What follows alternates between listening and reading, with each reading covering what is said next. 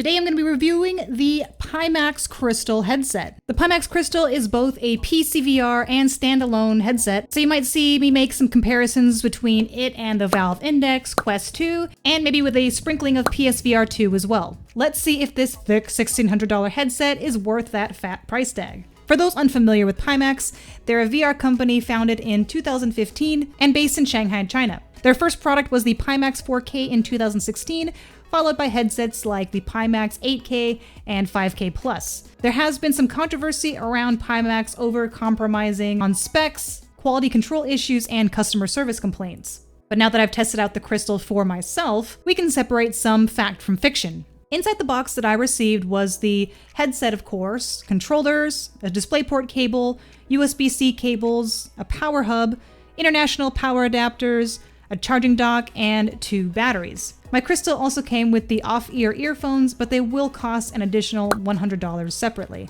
The Pimax Crystal has an insanely sharp resolution at 2880 by 2880 pixels per eye, powered by a mini LED 12K display. The image clarity is stunning, with ultra-sharp text and very vivid colors. Even the textures just seemed so crisp.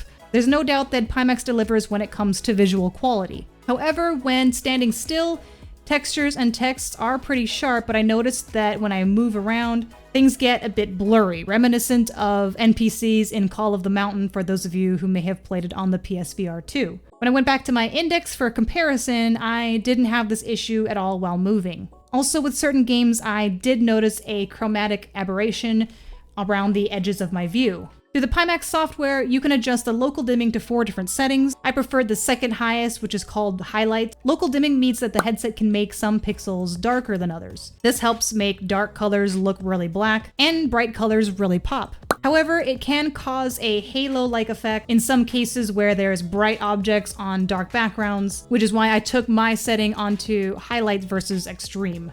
The Pimax Crystal has a massive field of view, up to 170 horizontal and 200 diagonal. For reference, the Valve Index is around 110 by comparison. Personally, high FOV isn't a huge factor for me versus seeing the visual clarity from the resolution. I noticed that if I did look towards the edge of my screen, I could see blurriness in certain games. I don't think that it made a huge difference to me, but the refresh options for the Pimax Crystal start at 90, but you can, using the Pimax Play software, go up to 120 Hz. With my 3070 GPU, Ryzen 7 CPU, and 32 GB of RAM, going up to 170 Hz didn't seem to cause any major performance hits, but I did have some SteamVR dashboard issues, which I will talk about later. Tracking-wise, the Pimax Crystal utilizes inside-out tracking, with cameras on the headset to track the movements of your controllers. This means that external base stations aren't required, like with some other PC headsets. The onboard cameras track the controllers pretty well, which visually are almost identical to the Quest Touch controllers. They fit comfortably in my girly hand, I guess you can call it. All of the standard buttons, triggers, and grips are there and responsive. I didn't experience any lag, jittering, or major loss of tracking during my gameplay tests. Quality seems to be about on par with other inside-out tracking systems. Obviously not as good as what you would get with base stations, but fine for inside-out. Charging the controllers is also handled by USB-C, which I actually appreciate a bit more than having to swap out batteries. And the battery life has lasted pretty long. I've got about 5 hours under my belt and I still haven't had to charge these yet. Another feature of the Pimax Crystal is the built-in eye tracking system. When I first got the headset, while it does have eye tracking built into the hardware, you couldn't actually do anything with it yet because on the software end, it didn't support it yet, which I thought was kind of weird for a fully released product. Anyway, while I was trying to figure out why eye tracking wasn't working, I did finally get the Pimax Play software update that included the Tobii drivers. In my testing after the update, the eye tracking worked seamlessly to enable automatic IPD adjustment. When you first put on the headset, you see a little UI prompt that tells you to adjust the headset higher or lower, as well as adjust the automatic IPD. If you've used a PSVR 2, very similar. Beyond auto IPD adjustment, eye tracking is supposed to enable foveated rendering for the Pimax Crystal as well. Supposedly, Pimax offers both dynamic and quad view foveated rendering. However, getting these to work is not really for the casual user. Dynamic foveated rendering, as listed on their website, is supposed to work with most SteamVR games. However, I did not notice any performance gains in the games that I tested it with, namely After the Fall, Hellsweeper VR, and Wanderer, but they do have a compatibility list that they're starting to build together that looks for now a little limited. For quad views foveated rendering, you need to add a bunch of third-party add-ons and plugins, and again, I would argue that this is definitely not for the casual VR user. You need their software, of course. The Pimax Play makes sense. You also need the OpenXR toolkit and Pimax XR, or a Windows OpenXR runtime for Pimax headsets. Once you have that up and running, there are specific settings that you can set, which I'm not going to go into detail in this video, but just an example of how not out of the box getting foveated rendering working is. Using the VRC face tracking software and the Pimax Crystal module, I was able to get eye tracking working in VR chat, which was pretty fun. So at least the foundation is there for VR chat or social VR users. But for now, auto IPD adjustment was really the only practical use case for me. I'm hoping that the process to get foveated rendering working will only involve the Pimax Play software, but time will tell. The unit that I received already came with these off-ear earphones, but by default won't come with them. They're going to be an additional $99. I tested out the audio quality and found it to be quite good. Very comparable to the Valve Index. Volume can be controlled by a button right on the front, right behind the power button. Finally, the built-in microphone is also quite good, and here's a sample of it. Testing, testing. This is the audio with the Pimax Crystal. This is a test of the microphone quality. 𝐂𝐻𝐿 Pimax Crystal. In terms of connectivity, the Pimax Crystal utilizes DisplayPort and USB. Mine also came with a powered USB hub that you can use. Oddly enough, you still have to have the battery in, even if you're using this for PCVR and you have the powered hub plugged into a wall. Getting the Pimax Crystal set up on my PC had some challenges. First, I had major difficulty just getting the Pimax Play software to even detect the headset. And I tried everything, switching all the USB-C ports to different spots, my DisplayPort to different areas, using the hub that they provided, not using the hub. It turned out that the extender is actually what caused the issue. Bypassing it and plugging it directly into the headset ended up getting it finally able to be detected by the Pimax Play software. Unfortunately, it's a weird angle, so you have to remove the facial interface a bit in order to plug this in.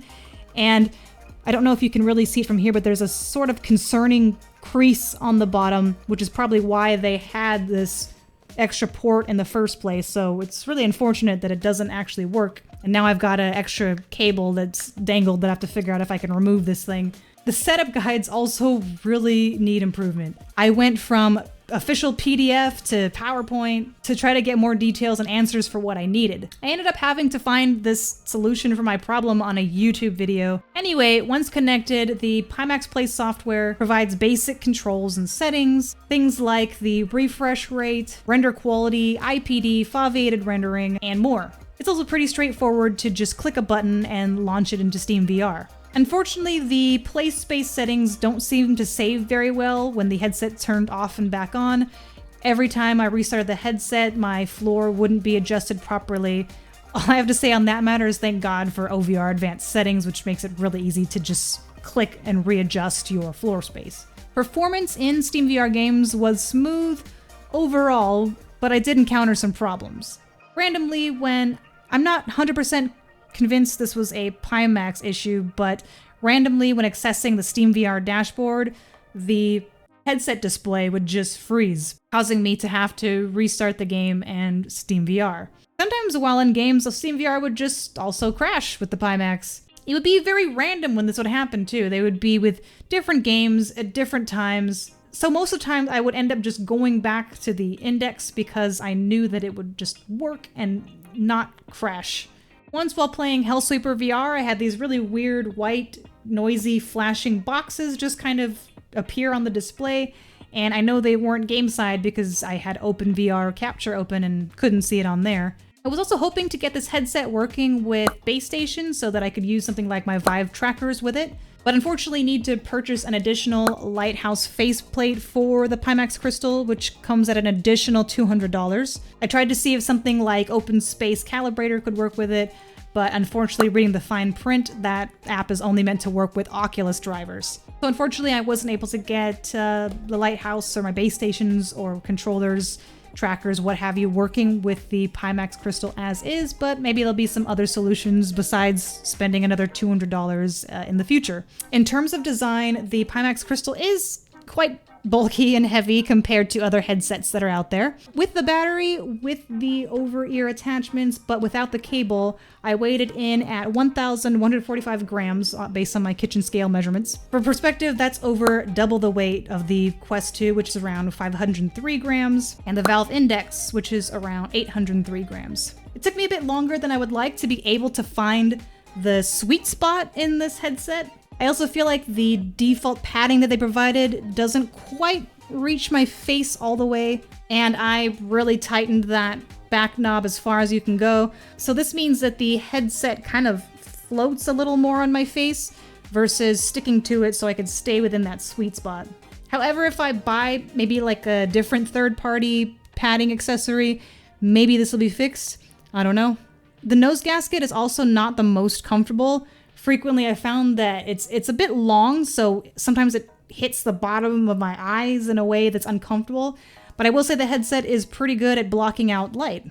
Overall, while the visuals are definitely a big leap forward, the comfort and ergonomics kind of feel like a step back from balanced headsets like the Valve Index. The bulk and weight of this headset does kind of concern me if you're thinking of using this as like a daily driver headset.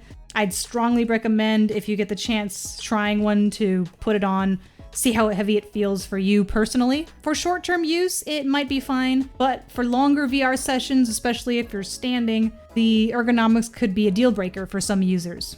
The Pimax Crystal also has the ability to function as a standalone headset without needing to connect to a PC. I was eager to test this out to see how the headset performs off its internal hardware and OS.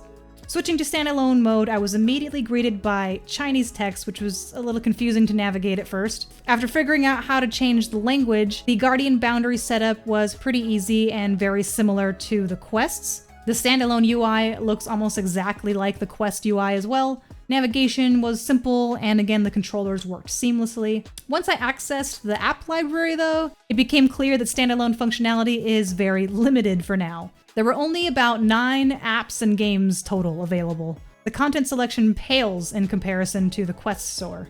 Performance-wise, my standalone experience was actually quite buggy. The Guardian boundary would randomly shift or just disappear. I encountered several freezes that required me to restart my headset, and I couldn't fully log out of someone else's account because the keyboard wouldn't pop up. Considering the lack of current content and just the bulk of this headset, I don't see a point to the standalone mode. It's just not competitive when it comes to other headsets that are lighter and have more content like Quest or even the Pico.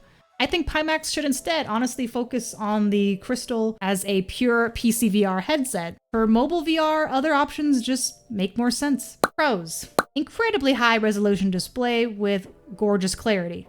It's got a pretty good field of view if you're into that. 120 Hz refresh rate did seem to help. The motion blur, maybe a little bit. Automatic IPD adjustment via eye tracking.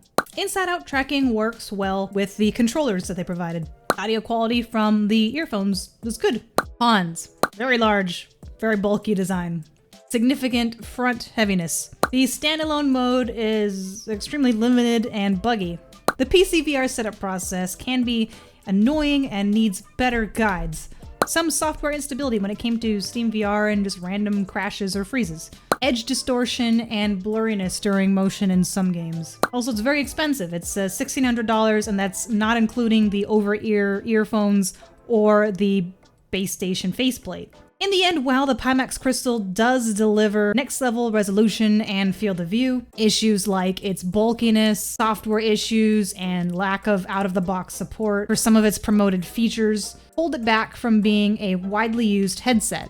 If you don't mind tinkering and experimenting though, and you want cutting-edge graphics for simulation gaming, the Pimax Crystal might be worth that steep $1,600. For most mainstream consumers though, if you're looking for a standalone headset, I would still recommend a Quest headset or even Pico.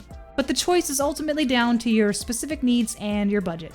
If you are ready to dive into the world of Pimax and you do want to pick up a crystal, I do have an affiliate link in the video description below that gives you $20 off if you use the code AtomBombBody at checkout. So this concludes my full review of the ambitious Pimax Crystal. Let me know your thoughts below in the comments, and as always, keep on creating and never lose that drive to improve. I'll see you in the next one.